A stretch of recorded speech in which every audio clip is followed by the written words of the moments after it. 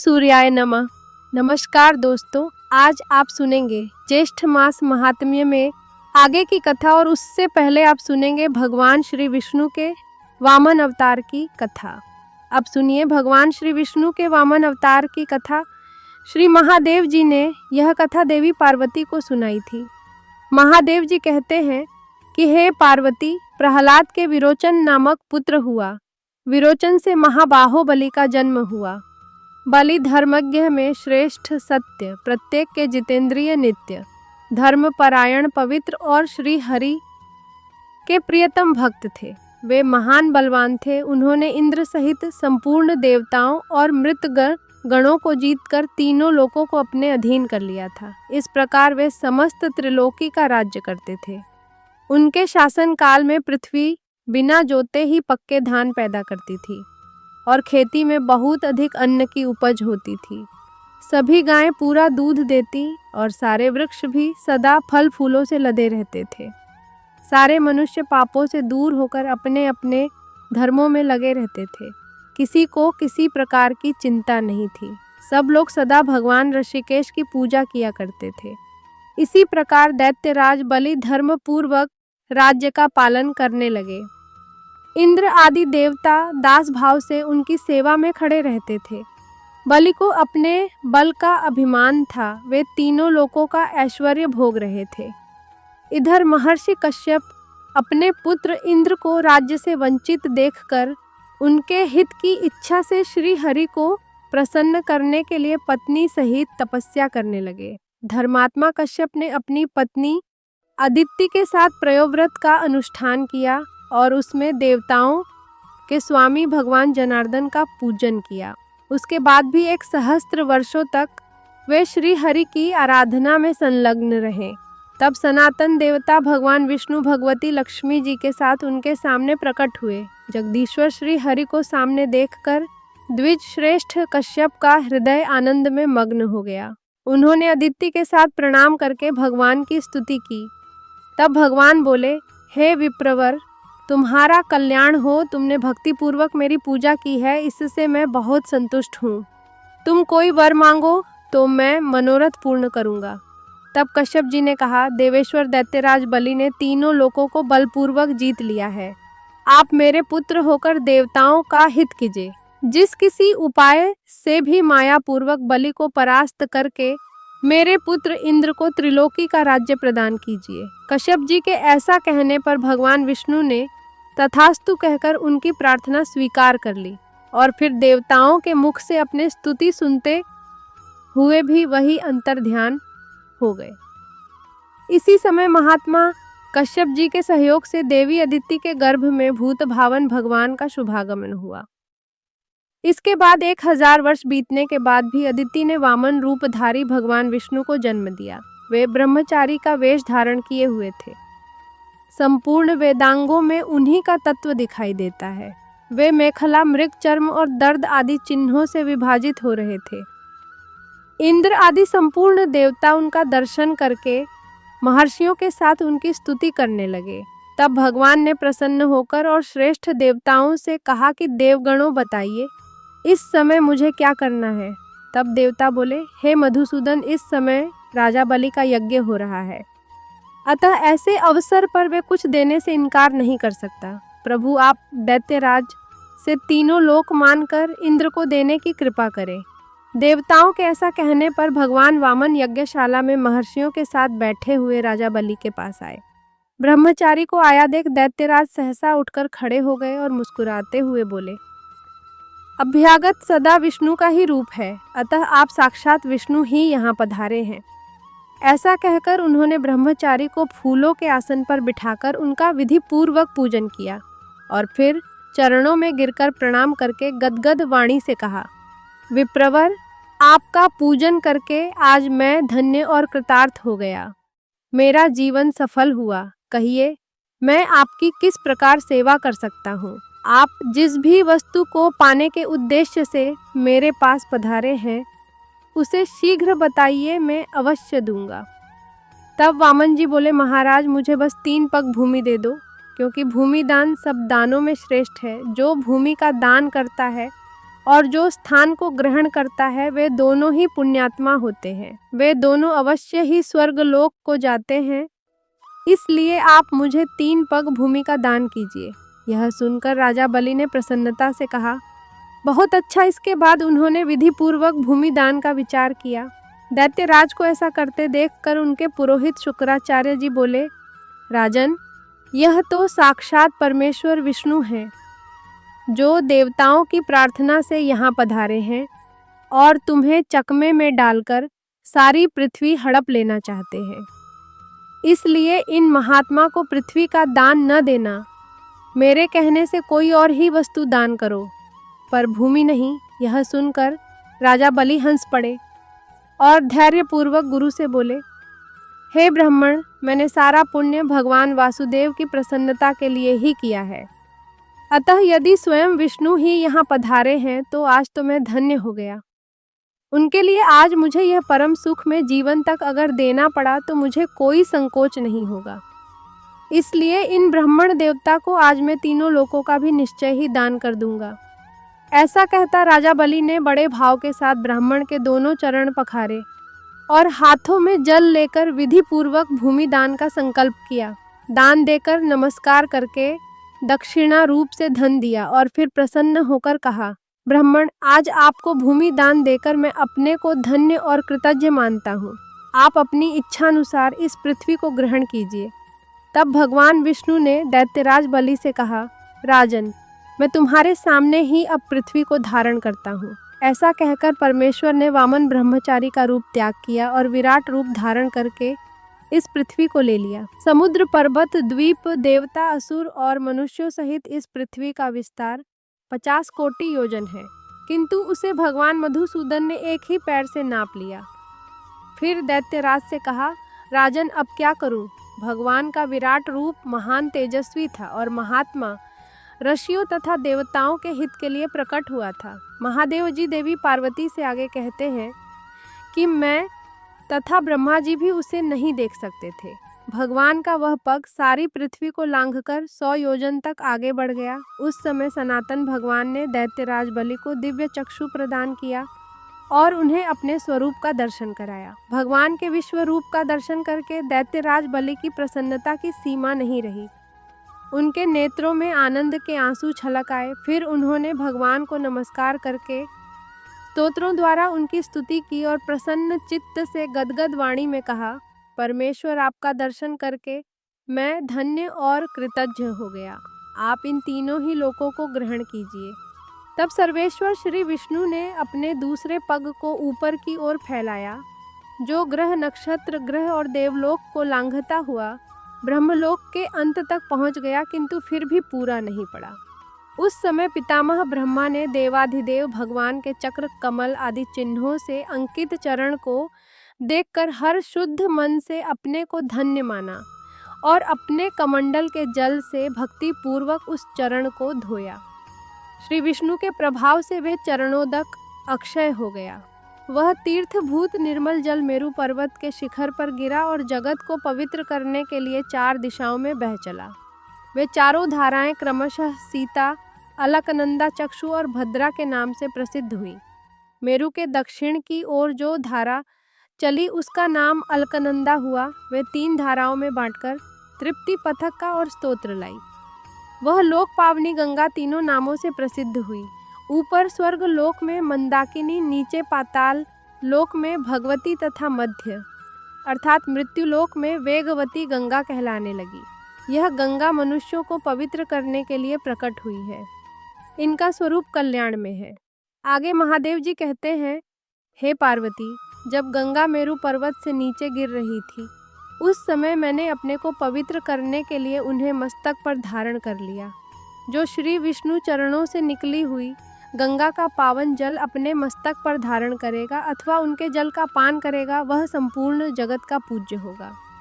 इसके बाद राजा भगीरथ और महातपस्वी गौतम ने तपस्या के द्वारा मेरी पूजा करके गंगा जी के लिए मुझसे याचना की। तब मैंने संपूर्ण विश्व का हित करने के लिए कल्याण वैष्णवी गंगा का जल उन दोनों महानुभावों के लिए प्रसन्नता पूर्वक दान कर दिया। महर्षि गौतम जिन गंगा को लेकर गए वह गौतमी गोदावरी कही गई है, और राजा भगीरथ ने जिनको भूमि पर उतारा वो भागीरथी गंगा के नाम से प्रसिद्ध हुई। यह मैंने प्रसंगवश तुमसे गंगा जी के प्रादुर्भाव की उत्तम कथा सुनाई है। इसके बाद भक्तवत्सल भगवान नारायण ने दैत्यराज बलि को रसातल का उत्तम लोक प्रदान किया और उन्हें दानवों, नागों तथा जल जंतुओं का कल्प भर के लिए राजा बना दिया। इस प्रकार कश्यप नंदन ब्राह्मण का वेश धारण करके अविनाशी भगवान श्री विष्णु ने राजा बलि से 3 लोकों को लेकर उन्हें प्रसन्नता पूर्वक इंद्र को दे दिया। तब देवता, गंधर्व तथा परम तेजस्वी ऋषियों ने दिव्य स्तोत्रों से भगवान का स्तवन और पूजन किया।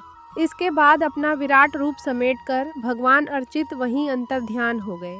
इस तरह प्रभावशाली श्री विष्णु ने इंद्र की रक्षा की और इंद्र ने उनकी कृपा से तीनों लोकों का महान ऐश्वर्य प्राप्त किया। भगवान शिव कहते हैं, यह मैंने तुमसे वामन अवतार के वैभव का वर्णन किया है। बोलिए वामन भगवान की जय। अब सुनिए ज्येष्ठ मास महात्म्य में आज की कथा। डिंडी ने श्री ब्रह्मा जी से पूछा, हे ब्राह्मण, आपने आदित्य क्रिया योग को मुझे बतलाया। आप यह बतलाने की कृपा करें कि भगवान सूर्य उपवास से कैसे प्रसन्न होते हैं। उपवास करने वालों के लिए क्या क्या नियम है, क्या क्या त्याज्य है, आराधना में क्या क्या करना चाहिए, इनका आप विस्तार पूर्वक वर्णन कीजिए। दिल्ली की बात सुनकर श्री ब्रह्मा जी इस प्रकार बोले कि हे डिंडी, भगवान सूर्य पुष्प आदि द्वारा पूजन करने से ही प्रसन्न हो जाते हैं और उत्तम फल देते हैं। पापों से रहित होकर सद्गुणों का आश्रय ग्रहण कर सभी भोगों का परित्याग करना ही उपवास कहलाता है। अतः ऐसे उपवास से क्यों नहीं मनवांछित फल प्राप्त होगा। 1 रात, 2 रात, 3 रात या नरतोव्रत करने वाला निष्काम होकर उपवास कर मन, वचन और कर्म से सूर्य नारायण की आराधना में यदि तत्पर रहे तो ब्रह्मलोक को प्राप्त कर सकता है। यदि साधक किसी कामना से दत्तचित्त होकर भगवान सूर्य की उपासना करता है तो प्रसन्न होकर भगवान उसकी मनोकामना को पूर्ण अवश्य कर देते हैं। अंधकार का नाश करने वाली जगह आत्मा सूर्य नारायण की तन्मयता पूर्वक आराधना के बिना किसी भी प्रकार की सद्गति नहीं मिलती। अतः पुष्प, धूप, चंदन, नैवेद्य आदि से भक्ति पूर्वक सूर्य की पूजा और उनकी प्रसन्नता के लिए उपवास करना चाहिए। उत्तम पुष्प के न मिलने पर वृक्षों के कोमल पत्ते अथवा दुर्वा अंकुर से ही पूजन कर लेना चाहिए। पुष्प, पात्र, फल, जल जो भी यथाशक्ति मिले उसे ही भक्ति और श्रद्धा के साथ भगवान सूर्य को अर्पण करना चाहिए। इससे भगवान सूर्य को अतुल तुष्टि प्राप्त होती है। सूर्य नारायण के मंदिर में सदा झाड़ू देने पर धूलि में जितनी कणिकाएं होती हैं उतने समय तक सूर्य के समान होकर वे स्वर्ग में रहता है। मंदिर के छोटे से भाग कभी मार्जिन करने पर अर्थात साफ सफाई करने पर उस दिन के पाप से मुक्त हो जाता है। जो मिट्टी से मृत्तिका अथवा अन्य धातुओं की चारों ओर से मंदिर में उपले लेपन करता है वह विमान पर चढ़कर सूर्य लोक में जाता है। मंदिर में जल से छिड़काव करने वाला वरुण लोक में निवास करता है। जो लेपन किए वे मंदिर में पुष्प बिखेरता है। भूख कभी दुर्गति को प्राप्त नहीं होता। मंदिर में दीप प्रज्वलित करने वाला व्यक्ति सभी रथुओं में सुख पूर्वक सवारी प्राप्त करता है। ध्वजा चढ़ाने वाले के ज्ञात और अज्ञात सभी पाप पताका की वायु से हिलने पर ही नष्ट हो जाते हैं। गीत और नृत्य के द्वारा मंदिर में उत्सव करने वाला उत्तम विमान में बैठता है। गंधर्व और अप्सराएं उसकी आगे गान और नृत्य करती है। जो मंदिर में पुराण का पाठ करता है उसे श्रेष्ठ बुद्धि की प्राप्ति होती है और वह जाति स्मरण अर्थात सभी जन्मों की बात जानने वाला हो जाता है। डिंडी, तुम सूर्य की आराधना से जो चाहो वो प्राप्त कर सकते हो। इनकी आराधना से कई लोग गंधर्व पर विद्याधर गति पर देवता बन गए हैं। देवराज इंद्र ने इनकी आराधना से ही इंद्र पद प्राप्त किया है। ब्रह्मचारी, गृहस्थ, वानप्रस्थ और स्त्रियों के यही उपाय थे। जितेंद्र सन्यासी भी इनके अनुग्रह से ही मुक्ति को प्राप्त होते हैं, क्योंकि ये ही मोक्ष के द्वार भी हैं। इस तरह सभी वर्ण और आश्रमों के आश्रय और परम गति भगवान सूर्य ही हैं। हे डिंडी, अब मैं काम्य, उपवास और फल सप्तमी का वर्णन करता हूँ। फल सप्तमी का व्रत करने से सभी प्रकार के पाप नष्ट हो जाते हैं और सूर्य लोक की प्राप्ति होती है। भाद्रपद मास की शुक्ल चतुर्थी को अयाचित व्रत कर पंचमी को एक बार भोजन करें। षष्ठी को जीत क्रोध जितेंद्रिय होकर पूर्ण उपवास करें और फिर भक्ति के साथ सभी सामग्रियों से सूर्य नारायण की पूजा करें। रात में भगवान सूर्य के सम्मुख पृथ्वी पर शयन करें। सप्तमी को सूर्य भगवान का ध्यान करते हुए प्रातः उठकर स्नान पूजन करें और खजूर नारियल आम माथुर रूम आदि विधियों का भोग लगाएं और ब्राह्मण को दे तथा स्वयं भी प्रसाद के रूप में उन्हें ग्रहण करें। यदि यह फल न मिले तो शाली अर्थात चावल या गेहूं का आटा लेकर उसमें गुड़ मिलाएं और भी में पकाकर उनका ही भोग भगवान सूर्य को लगाएं। फिर हवन कर ब्राह्मणों को भोजन कराएं। इस प्रकार 1 वर्ष तक सप्तमी का व्रत कर अंत में उद्यापन करें। गोमूत्र गोमय गोदुग्ध दही घी कुछ का जल श्वेत मृतिका तेल और सरसों का उबटन दूर्वा गौ के सींग का जल चमेली के फूल का रस इनसे स्नान करें, इनसे ही प्राशन करें। ये सभी पापों का हरण करने वाले हैं। सभी प्रकार के फल भूमि धान ताम्र पात्र और श्वेत वस्त्र ब्राह्मणों को दे। जो शक्ति संपन्न हो वे चांदी अथवा आरती के तक फल तथा 2 वस्त्र दे। सोना और रत्न और वस्त्र आचार्यों को दे। ब्राह्मणों को भोजन कराएं। इस प्रकार व्रत को संपन्न करें। यह फल सप्तमी का विधान कहा गया है। यह अतिशय पुण्यमयी सप्तमी सभी पापों का नाश करने वाली है। इस दिन उपवास कर मनुष्य सूर्य लोक को प्राप्त करता है। वहाँ देव गंधर्व और अप्सराओं के साथ पूजित होता है। इस व्रत को जो करता है वह पाप दरिद्रता और सभी प्रकार के दुखों से मुक्त हो जाता है। इस व्रत के करने से ब्राह्मण मुक्ति क्षत्रिय इंद्रलोक वैश्विक कुबेर लोक में निवास करता है। शूद्र इस व्रत के प्रभाव से द्विजन को प्राप्त कर लेता है। पुत्रहीनों को पुत्र की प्राप्ति होती है।